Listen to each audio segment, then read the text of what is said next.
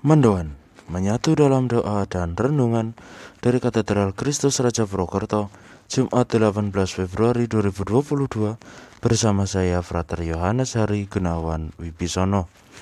Saudari-saudara yang terkasih, salam sehat dan berkah dalam. Mari bersama-sama kita renungkan sabda Tuhan hari ini dari Injil Markus bab 8 ayat 34 sampai dengan bab 9 ayat 1. Kita siapkan hati kita untuk mendengarkan sabda Tuhan. Dalam nama Bapa dan Putra dan Roh Kudus, amin. Semoga Tuhan beserta kita sekarang dan selama-lamanya. Inilah Injil suci menurut Markus.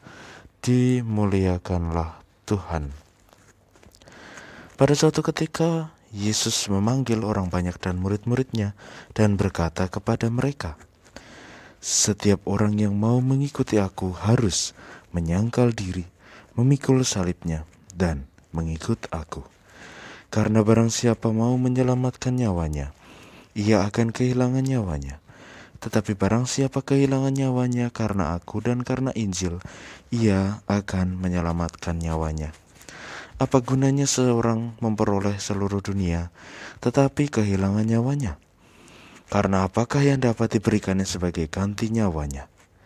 Kalau seseorang malu karena aku dan karena perkataanku di tengah-tengah angkatan yang tidak setia dan berdosa ini, maka anak manusia pun akan malu karena orang itu apabila ia datang kelak dalam kemuliaan Bapanya, diiringi malaikat-malaikat kudus." Kata Yesus lagi kepada mereka, "Aku berkata kepadamu, sungguh di antara orang yang hadir di sini ada yang tidak akan mati sebelum mereka melihat kerajaan Allah datang dengan kuasa." Demikianlah sabda Tuhan.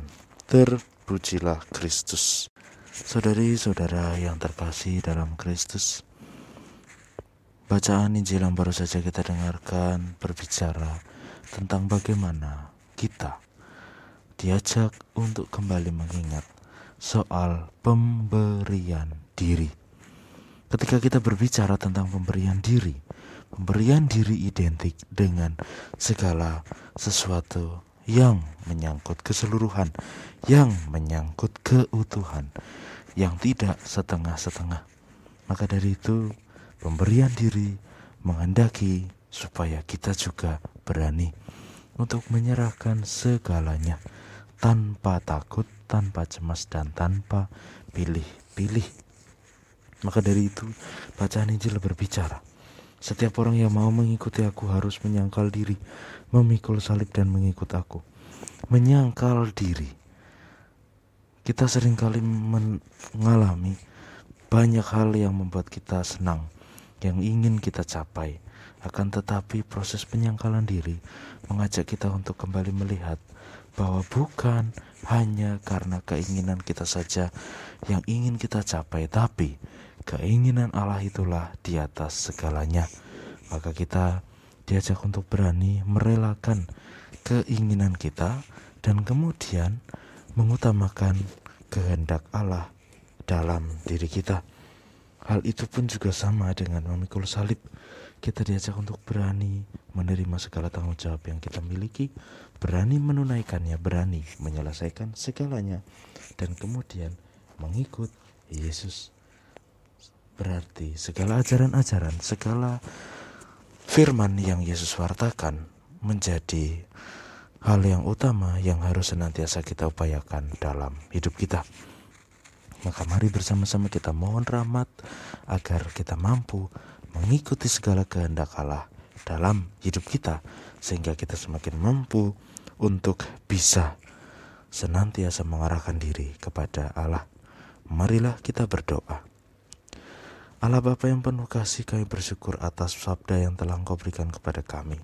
Kami mohon, berikanlah kami kekuatan agar kami mampu untuk memperbaiki hidup kami dengan senantiasa mengarahkan diri kami kepadamu melalui tindakan pemberian diri kami yang senantiasa kami perjuangkan sehari-hari. Bimbinglah kami agar kami mampu mengetahui kehendak-Mu, agar kami semakin mampu memaknai arti pemberian diri. Ini semua kami mohon padamu ya Bapa dan perantaraan Kristus Tuhan dan Juru Selamat kami.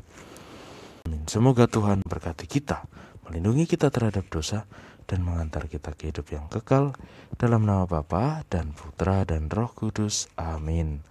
Selamat beraktivitas, Tuhan memberkati, dan salam mendoan.